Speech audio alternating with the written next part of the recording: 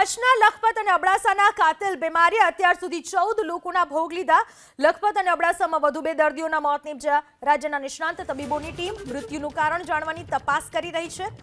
Epidemic સાથે સંકળાયેલા નિષ્ણાંતો ટીમ પણ તપાસમાં જોડાયા। સાથે જ રાજકોટના તબીબોની ટીમ બાદ રાજ્ય સ્તરની ટીમ તપાસમાં જોડાઈ। મેલેરિયા અથવા તો ન્યુમોનિયા જેવા તાવથી મૃત્યુ થયાનું પ્રાથમિક તારણ।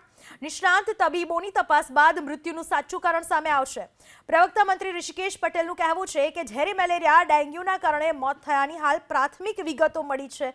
તમામ મુદ્દે હાલ સર્વે કરવામાં આવી રહ્યો છે। અન્ય કારણોસર પણ મૃત્યુ થયા હોવાની વિગતો છે। કચ્છના લખપત અને અબડાસામાં કાતિલ બીમારીનો કહેર જોવા મળી રહ્યો છે।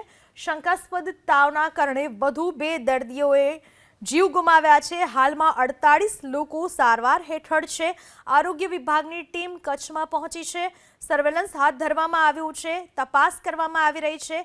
ડેન્ગ્યુ જેવા તાવને કારણે પણ મોત થયાનું રિપોર્ટમાં સામે આવ્યું છે અને અન્ય કારણો પણ સામે આવ્યા છે। શંકાસ્પદ તાવ લોકોમાં વધારે ને વધારે પ્રસરી રહ્યો છે, ત્યારે આરોગ્ય વિભાગ લોકોમાં પણ સતર્કતા લાવવા માટેના પ્રયાસ કરી રહ્યું છે। શંકાસ્પદ તાવને લીધે મૃત્યુ આંક 14 ઉપર પહોંચ્યો। હજુ પણ 48 લોકો સારવાર લઈ રહ્યા છે। આરોગ્ય વિભાગની ટીમ દોડતી થઈ છે। આખરે કયા તાવને કારણે લોકો ટપોટપ બીમારીનો ભોગ બની રહ્યા છે અને મૃત્યુ પામી રહ્યા છે તેને લઈને તપાસ કરવામાં આવી રહી છે। આરઆરટીની ટીમ કચ્છ અદાણી કોલેજમાંથી પણ ગઈ હતી।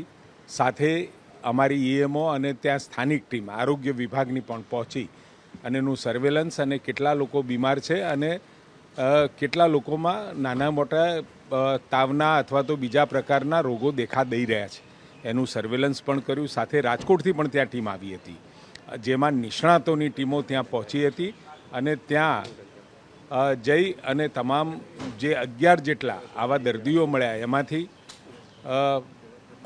બધા જ કોવિડ નેગેટિવ હતા। H1N1 એ પ્રમાણમાં સ્વાઇન ફ્લૂમાં થોડો કમ્પેરેટિવ ઓછો ઘાતક છે, પરંતુ H3N2નો પણ એક આપણને કેસ મળ્યો છે। ઝેરી મેલેરિયા, ચિકનગુનિયા, ડેન્ગ્યુ જેવા રોગોના કારણે આ